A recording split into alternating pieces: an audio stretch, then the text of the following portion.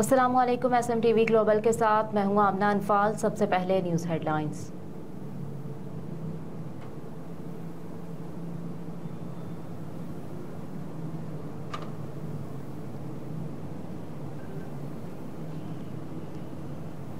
तहरीक आज़ादी कश्मीर पुर्तगाल की जानिब से मकबूजा जम्मू कश्मीर में होने वाले भारतीय मजालिम के खिलाफ पुर्तगाल में इंडियन सिफारत खाने के सामने एहतजाजी मुजाहरा किया गया, जिसमें पाकिस्तानी और कश्मीरी कम्युनिटी ने भरपूर शिरकत की। तहरीक आज़ादी कश्मीर पुर्तगाल के ज़ेर एहतमाम इंडियन सिफारत खाने पुर्तगाल के सामने यह एहतजाजी मुजाहरा किया गया। तकरीब का आगाज़ तिलावत कुरान पाक से हुआ। एहतजाजी मुजाहरे के ऑर्गेनाइजर तहरीक आज़ादी कश्मीर पुर्तगाल के सदर राजा हसनैन के शुरका से खिताब किया और अक़वाम मुत्तहिदा से मुतालबा किया UNO की करारदाद के मुताबिक कश्मीर का मसला हल किया जाए और हुर्रियत रहनुमा यासीन मलिक को फौरी तौर पर रिहा किया जाए। मुजाहरे में वज़ीर मुमलिकत मिशाल मलिक ने खुसूसी टेलीफोनिक खिताब भी किया, जबकि दीगर मुकर्रिरीन में शमा भट्ट, सरफराज फ्रांसिस, शेख उमर, शाजिब भट्टी और सैयद मसर ने शुरका से खिताब करते हुए कहा कि कश्मीर में जारी भारतीय ज़ुल्म सितम को फौरी बंद करवाया जाए और मकबूजा जम्मू कश्मीर को आज़ाद किया जाए। मुजाहिरीन में शामिल शुरका शदीद गर्मी में पाकिस्तानी और कश्मीरी परचम लहराते रहे और इंडिया के खिलाफ शदीद नारेबाजी भी और इंडियन सिफारत खाने के सामने पाकिस्तान जिंदाबाद के नारों की गूंज ने समा बांध दिया। पेरिस से जाहिद मुस्तफ़ा अवान की रिपोर्ट के मुताबिक पेरिस के नवाही शहर सारसल में जमशेद वड़ाइच यूरोपीय वॉलीबॉल टूर्नामेंट का बाकायदा आगाज हो गया। इस वॉलीबॉल टूर्नामेंट में इटली, स्पेन और फ्रांस की टीमें हिस्सा ले रही हैं और अपनी अपनी टीम की जीत के लिए जोर आजमाई कर रहे हैं। टूर्नामेंट के ऑर्गेनाइजर रुखसार अहमद हैं। टूर्नामेंट के मेहमान खुसूसी फ्रांस में पाकिस्तान के सफीर आसिम इफ्तिखार अहमद होंगे, जबकि मारूफ सहाफ़ी और एंकर सुहेल वड़ाइच की खुसूसी शिरकत भी होगी।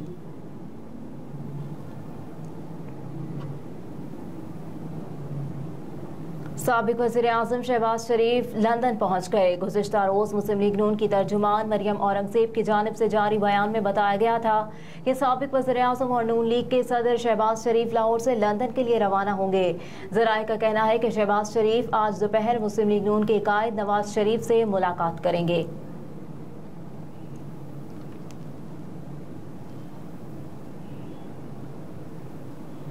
ऑफिशियल सीक्रेट एक्ट के तहत मुल्क में पहली स्पेशल अदालत कायम। ऑफिशियल सीक्रेट एक्ट अदालत का इजाफी चार्ज इंसदाद दहशतगर्दी अदालत के जज को सौंप दिया गया। जज अब्दुल हसनात ऑफिशियल सीक्रेट एक्ट के तहत दर्ज मुकदमात की समाअत करेंगे।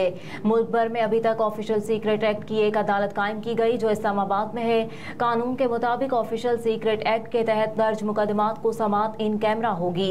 साइफर केस में गिरफ्तार पाकिस्तान तहरीक इंसाफ के वाइस चेयरमैन शाह महमूद कुरैशी को ऑफिशियल सीक्रेट एक्ट अदालत में कुछ देर बाद पेश किया जाएगा।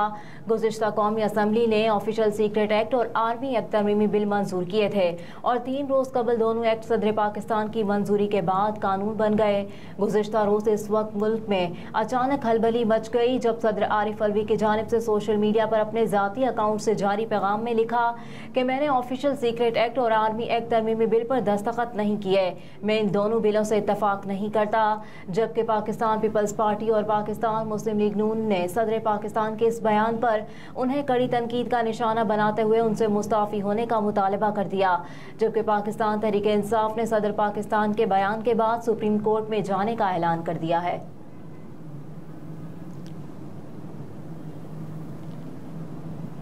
ATC ने ईमान मज़ारी और अली वज़ीर को 3 रोज़ा रिमांड पर पुलिस के हवाले कर दिया।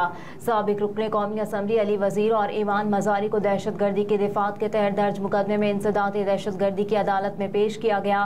प्रोसिक्यूटर राजा नवीद ने अदालत में कहा कि ईमान मज़ारी और अली वज़ीर के जरिए शरीक मुल्ज़िमान तक भी पहुँचना है, जिस पर ईमान मज़ारी के वकील ने कहा सवाल है अभी तक ईमान मज़ारी के खिलाफ कोई सबूत क्यों नहीं लाया गया, फोटोग्रामेटिक टेस्ट या वॉइस मैचिंग टेस्ट अब तक क्यों नहीं कराया गया।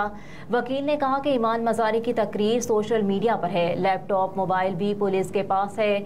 ईमान मज़ारी को हिरासत में रखकर क्या मिलेगा, ये ईमान मज़ारी को दहशतगर्द साबित करना चाहते हैं। पुलिस शायद भूल गई है कि इनके घर भी माएँ बहनें हैं। ईमान मज़ारी की कानूनी टीम ने मुल्जिमा से मुलाकात करने के लिए इंसदाद दहशतगर्दी अदालत से इजाज़त तलब करते हुए कहा कि ईमान मज़ारी कल बेहोश हुई, थाने में उनसे मुलाकात नहीं कर पाए, लिहाजा मुलाकात की इजाज़त दी जाए।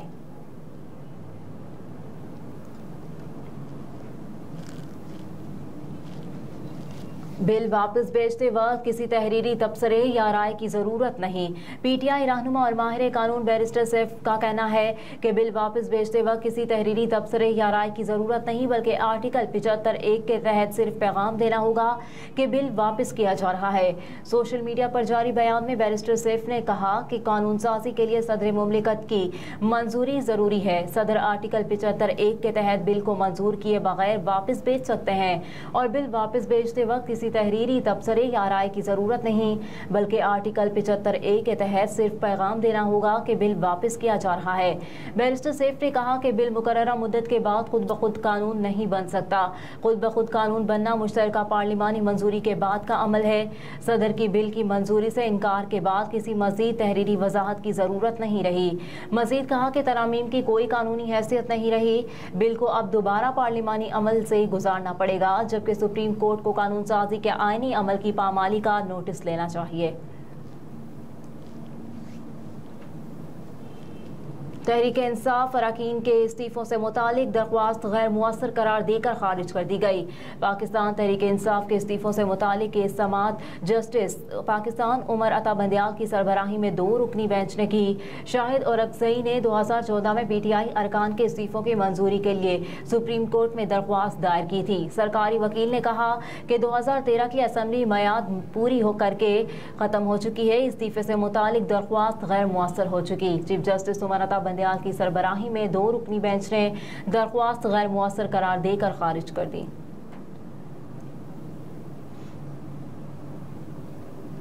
आईजी पंजाब का मेंटल हेल्थ सेंटर का दौरा, कांस्टेबल शाहिद को गले लगाकर खैरियत दरियाफ्त की।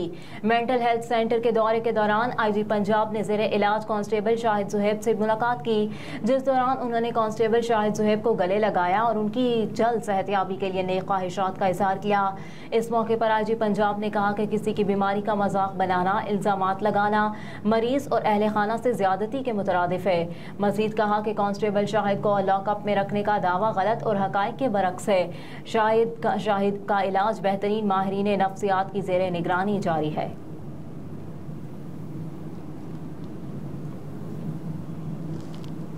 पावर सेक्टर का गर्दिशी कर्ज 182 अरब रुपए कम करने का प्लान IMF के साथ शेयर। ज़राए के मुताबिक जून 2023 तक पावर सेक्टर का गर्दिशी कर्जा 23,010 अरब रुपए तक पहुंच गया, जिससे रवां माली साल के अख्ताम पर पावर सेक्टर का गर्दिशी कर्जा 2,128 अरब तक लाया जाएगा। ज़राए वज़ारत ख़जाना का कहना है कि हुकूमत को पावर प्रोड्यूसर्स के 1430 अरब रुपए से ज़ायद अदा करने हैं, जबकि पावर होल्डिंग लिमिटेड के बकाया जात 760 अरब से ज़ायद तक पहुँच चुके हैं। ज़राए का बताना है कि जेनकोस की जानिब से फ्यूल सप्लायर्स के 110 अरब रुपए के बकाया जात हैं और IMF के साथ पावर सेक्टर के गर्दिशी कर्जों में कमी का प्लान शेयर किया गया है। ज़राए के मुताबिक पावर सेक्टर के गर्दिशी कर्ज में कमी का प्लान वज़ारत ख़जाना और वज़ारत तवानाई ने तैयार किया। पावर सेक्टर का गर्दिशी कर्जा कम न करने पर IMF ने इज़हार तशवीश किया था।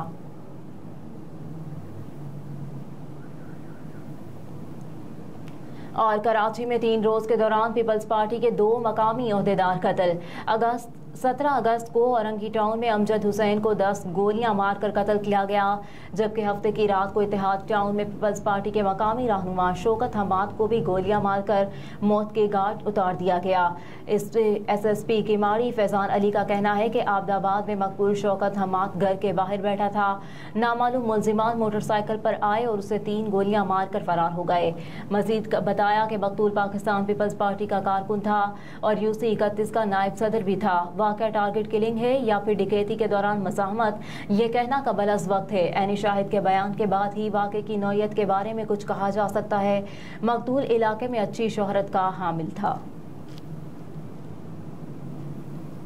हेडलाइंस आपने जानी। न्यूज़ स्टूडियो से फिल वक्त इतना ही। आप देखते रहिए SMTV ग्लोबल।